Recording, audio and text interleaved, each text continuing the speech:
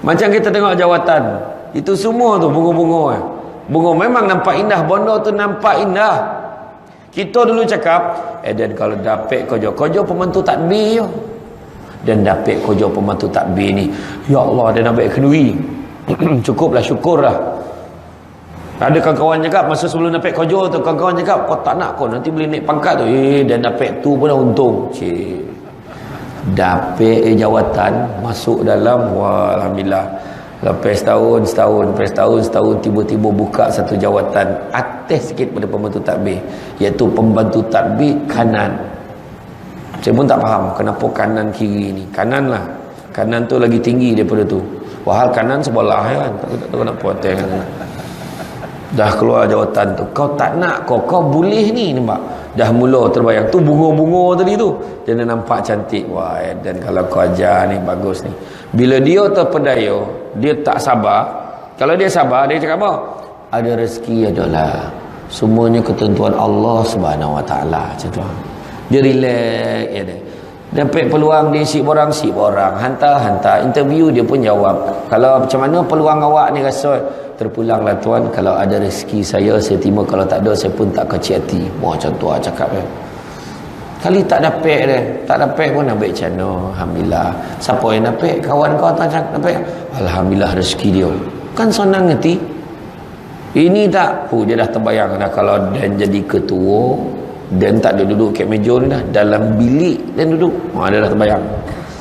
Kat dalam bilik tu pula, dan dah boleh dah suruh kau baiknya. Wah, macam tu lah. Yang sebenarnya lagi tinggi pangkat, lagi lambat balik tu. Pembantu takbir balik pukul 5, yang ketua pembantu takbir tu balik pukul 6, pegawai balik pukul 8 malam. Ketua pegawai tu pukul 10. Kira bos nombor 1 tidur kat pejabat tu. Macam tu lah kira kan. Jadi dalam keadaan itu kadang-kadang tu kita terlupa. Dek bunga-bunga tadi, bunga-bunga dunia tadi yang bagi kat kita kan. Kita senang benar kadang terpedaya dengan tu. Kalau kita ikut Nabi, macam mana Nabi senang. Nabi dulu dalam berjuang nak bawa agama kita dulu macam mana? Masa mula-mula tu, mula-mula Nabi bawa secara sembunyi-sembunyi. Kan nak dakwahkan pasal Islam ni, nak dakwahkan agama kita. Sonyap, suruk-suruk pada sahabat-sahabat yang terdokek, pada saudara mara ahli keluarga je dulu. Kan? Akhirnya berjaya lah mengislamkan beberapa orang, tak ramai dah. Adalah beberapa korek. Termasuklah Sayyidina Abu Bakar, termasuklah Uthman Affan, Siti Khadijah, Sayyidina Ali bin Abi Talib sebagai kanak-kanak yang paling awal sekali masuk Islam. Kemudian bila dah sampai 3 tahun, Nabi nak berdakwah secara terbuka. Macam mana tu? Nabi, ikhtiar Nabi. Kita ni bukan tiba-tiba yang dapat Islam kat dalam diri kita ni, bukan tiba-tiba. Ikhtiar Nabi makin, usaha Nabi, macam-macam rintangan yang Nabi hadapi. Kan? Bila Nabi secara terbuka Nabi buat, kali pertama Nabi buat makan-makan. Nabi jamu makan. Panggil ramai-ramai yang datang. Akhirnya Nabi seru pada Islam. Masa tu bapa saudara yang bernama, bapa saudara yang paling sensasi, nama Abu Lahab. Abu Lahab dengar, langsung bangun tinggalkan majlis tu. Tak mau dia dengar. Kemudian sampai satu tahap lagi, Nabi tak apa, Nabi buat pula satu buat macam satu kegemparan. Nabi panggil macam rapat umum. Nabi naik atas bukit Safa, Nabi panggil semua penduduk Mekah datang. Puak-puak Quraisy ni ada yang datang, ada yang hantar wakil, kemari semua. Lepas tu semua, apa hal wahai Muhammad? Maka Nabi kita pun cakap, percayakah kamu sekiranya aku katakan di sebalik bukit Safa ni ada serombolan tentera berkuda sedang bersiap sedia, sedang datang nak menyerang kita. Percaya atau tidak? Percaya tu. Kemudian Nabi kata, percayakah kamu bahawa ada satu agama yang lebih baik daripada agama kita, yang lebih benar daripada agama yang selama ni yang kamu anuti, iaitu agama Islam, menyembah Allah. Marahlah terutama Abu Lahab. Wahai Muhammad, celakalah kau kata. Kalau itulah sebab kau panggil kami ni. Abu Lahab. Maka sebab itulah lepas itu turun surah Al-Lahab tu. Kan? Di balun ni macam-macam. Masa tu dah mula orang hina Nabi kita. dibantai macam-macam, cakap dia kata apa benda lah, Nabi ni macam mana, Nabi gila lah, Nabi sihir lah, Nabi itu macam-macam cakap. Tapi Nabi tak putus asa.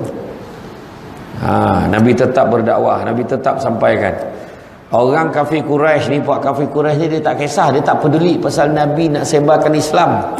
Tetapi yang paling dia tak tahan adalah bila Nabi mengajar semua orang supaya tinggalkan penyembahan berhala tu. Yang tu dia orang rasa marah.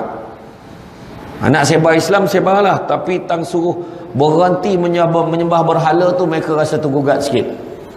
Maka dia pesanlah ke pak saudara Nabi Abi Talib, kau pesanlah ke anak saudara kau tu, janganlah. Dia pun tak ada, tapi pak saudara dia kata biarlah dia. Pak saudara biar lagi. Sampai satu tahap makin ramai pula yang ikut ramai pula yang ikut masuk Islam. Dia orang dah rasa lagi marah. Kali ni dia bagi warning kat Abi Talib, kau cakap dengan anak saudara kau kalau tak nak apa-apa terjadi, suruh dia berhenti menyebarkan agama Islam ni. Abi Talib pun pesan, wahai anak saudaraku, dia pesan kat Nabi Muhammad kan. Dia orang ni dah koreh pula dah ancaman ni kat kau ni. Dah mula mengugut-ngugut dah. Kalau boleh janganlah kau tauhidkan, kau jual ni tu. Nabi kata tak, walaupun diletakkan matahari di tangan kananku, walaupun diletakkan bulan di tangan kiriku, aku tetap akan terus berdakwah sehingga kejayaan sampai pada diriku ataupun kebinasaan datang padaku kalau aku gagal. Makna Nabi tak kisah putih kuning dan cari jual. Contoh lelaki kan. Mana buat sungguh-sungguh sungguh-sungguh nak buat juga. Kemudian Abu Talib cakap apa? Wahai anak saudaraku, sesungguhnya engkau tidak bersendirian. Makna pak saudara siap support pula.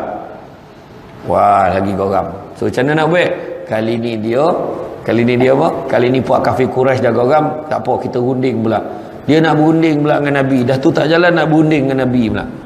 Macam ni lah kita berunding. Berunding macam mana Nabi kata? Macam ni lah, kita gile-gile. Tahun ni kami sembah Allah untuk agama Islam, kau sembah pula berhala kami setahun. Lepas setahun kita tukar balik. Nabi cakap tak dapat dah. Boleh lah tu. Dia suruh sembah apa? Dia punya berhala tu Uzza, Lata dengan Manat tu, Tuhan berhala tu. Oh tak dapat dah. Masa itulah turun surah Al-Kafirun. Lakum dinukum waliyadin. Untuk kamu agama kamu, untuk aku agamaku. Tu je. Lepas tu dah mula dah. Kali ni dia dah mula dah. Dah tak boleh tahan. Dia seksa orang-orang. Dia seksa pula orang-orang Islam yang mana menjadi hamba kepada mereka. Puak kafir Quraisy ni ada hamba-hamba dia. Hamba-hamba tu dah ada yang masuk Islam. Dikojon cukup-cukup. Termasuklah Bilal bin Rabah, termasuklah Amr bin Al-As, macam-macam. Ramailah yang konon. Masa itulah poi. Dah mula Nabi nasihatkan, dah tahu benar dia orang konon. Nabi nasihatkan mereka, kau pergilah lagi pergi ke Habsyah. Sebab kat Sanun ada seorang raja yang adil, nama dia Najasyi. Pergi Sanun. Raja tu dia Kristian kan, tapi dia boleh jaga lagi. Dia makna adil kepada rakyat dia. Dia tak menyeksa rakyat, dia akan beri pelindungan. Bila puak kafir Quraisy tahu nak ditahan tak sampai, dah lepas pergi dah. Sudah dengar kat sana dijaga, dibolo. Jadi puak kafir Quraisy masih tak puas hati. Dihantar 2 utusan daripada puak kafir Quraisy untuk berunding dengan Raja Najasyi supaya pulangkan balik. Pulangkan umat-umat yang umat Islam yang penduduk Makkah, pulangkan balik daripada Habsyah tu. Dia bila datang siap bawa harta hadiah-hadiah nak bagi ke Raja Najasyi ni. Raja Najasyi tanya, kenapa tertolong pulangkan kepada kami? Sebab mereka ni orang Islam, kami perlu ambil dia orang tu. Kemudian Raja Najasyi kata, sesungguhnya aku tak dapat buat macam tu, melainkan aku nak dengar penjelasan pada mereka. Maka datanglah seorang wakil orang Islam nama dia Ja'far bin Abi Talib. Ja'far bin Abi Talib pun cakaplah macam ni lah. Sebenarnya kami memang betul menganut agama Islam, agama tauhid dia kata. Dan agama ini yang mana telah mengajar kami kebenaran. Kami tak mahu sembah berhala lagi.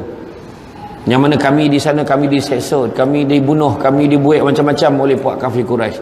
Kemudian Najasyi tanya, boleh tak kau bacakan? Bacalah ayat-ayat apa wahyu-wahyu dah turunkan tu. Bila dia baca, Raja Najasyi dengar, sebiji ayat kau ni, sebijon. Ayat saya lah, dia tak cakap macam tu. Sebiji macam apa yang dibaca oleh Nabi Isa, dia kata. Lepas pada tu, maka aku tak boleh terima, mereka akan terus berada di bawah pelindunganku. Kau pailah balik, dihalau dia orang tu balik, dia bagilah harta. Macam tu lah antara orang. Nak tunggu sambungannya maulud sok. Dah sadar benar dengan cerita tu kan.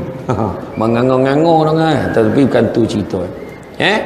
Jadi itu dia maknanya. Kita yang pertama, tidak ada ganti ya Nabi kita, tak ada ganti.